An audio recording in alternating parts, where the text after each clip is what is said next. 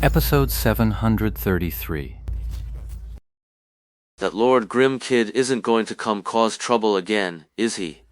Sure enough, someone saw the familiar gathering of big shots and couldn't help steering the conversation toward Lord Grim. And yet, the moment he said that, everyone else chimed in with their agreement. I just checked. Lord Grim is online. We have to be careful. This guy just snatched the Blue Crystal Knight on the 10th server yesterday. I bet today he's got his eyes on our Swamp Hunter Leipu. At least on the 10th server he had a guild backing him. But here, Jean Lulan. Someone immediately pointed out.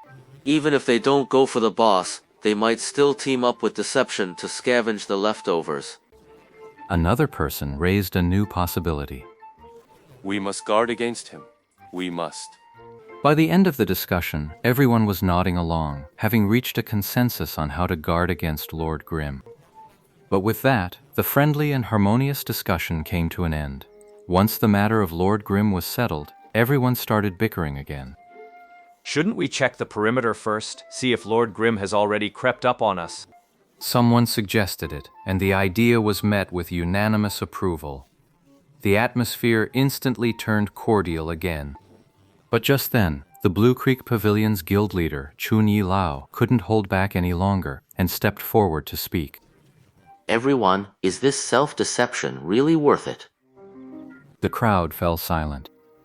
Indeed, all this back-and-forth discussion was deliberately sidestepping the real issue of competing for bosses, always dragging Lord Grim out to maintain harmony. That was just fooling themselves.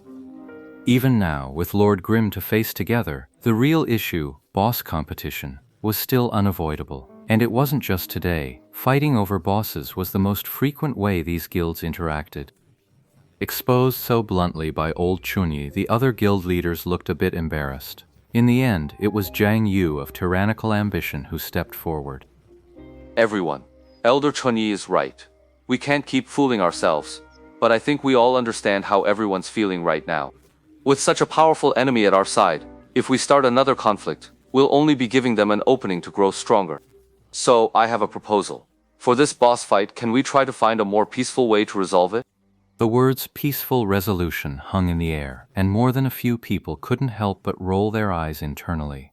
In every boss fight they'd ever been in, that line had been run into the ground as nothing but a convenient excuse. Time and again, it had always been a smokescreen, a cover for scheming in the shadows.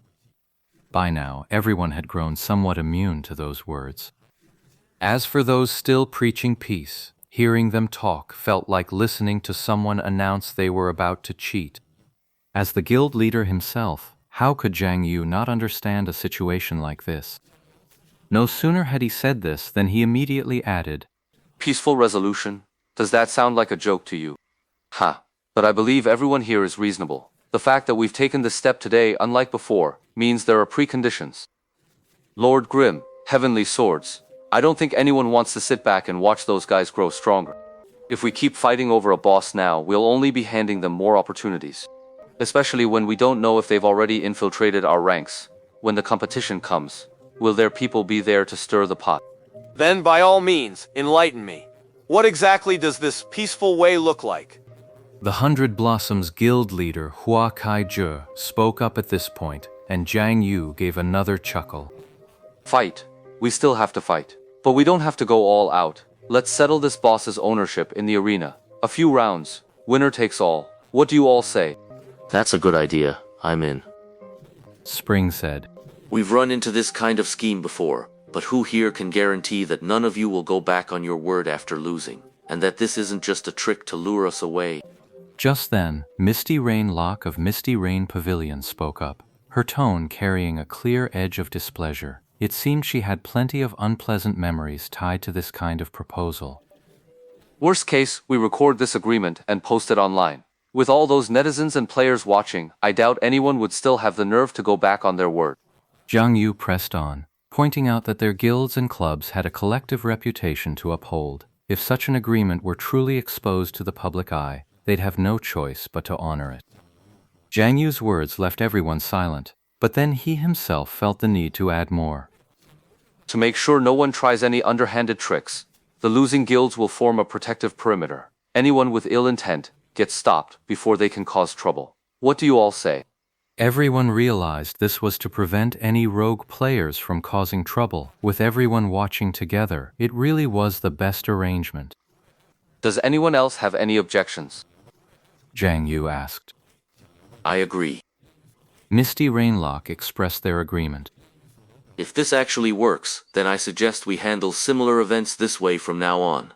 That way we can foster healthy competition without everyone constantly scheming against each other. We just each focus on managing our own strengths.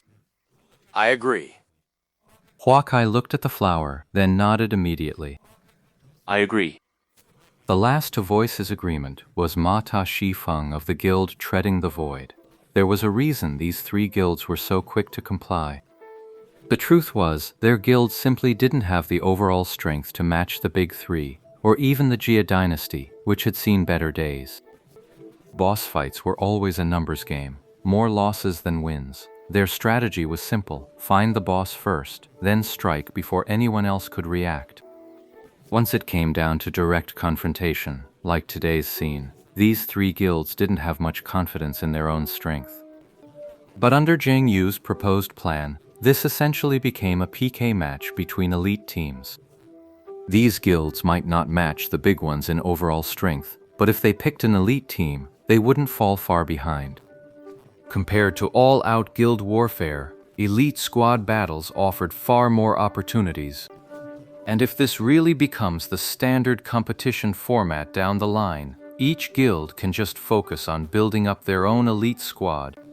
For these guilds, already at a disadvantage in resources, this was a much more viable path forward.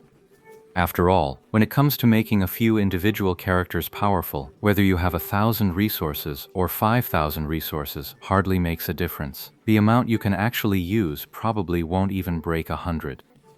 These three were the first to raise no objections, but at this moment, the president of the Samsara Guild, 3 Realms, 6 Paths, raised a question.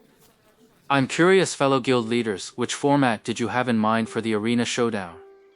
Singles team elimination, group battle, or a full-scale war?